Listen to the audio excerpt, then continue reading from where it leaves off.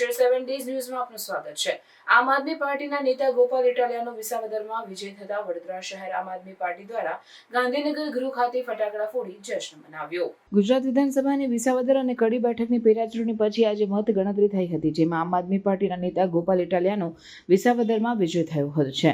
મતગણતરીના 21 રાઉન્ડ પછી ગોપાલ ઇટાલિયાએ ભાજપના કિરીટ પટેલને 17,554 મતથી પરાજય આપ્યો છે। ઇટાલિયાને 75,942 મત મળ્યા, જ્યારે કિરીટ પટેલને 58,388 મત મળ્યા। વિધાનસભા પેટાચૂંટણીમાં કૃષિ ઇજનેરી કોલેજ ખાતે મતગણતરી કરવામાં આવી હતી। પ્રથમ પોસ્ટલ બેલેટથી મતગણતરી કરવામાં આવી। યુનિવર્સિટી ખાતે પોલીસનો ચુસ્ત બંદોબસ્ત રાખવામાં આવ્યો હતો। આમ આદમી પાર્ટીની જીત થતાં મતગણતરી સ્થળે આપ દ્વારા વિજય ઉત્સવ મનાવવામાં આવ્યો હતો।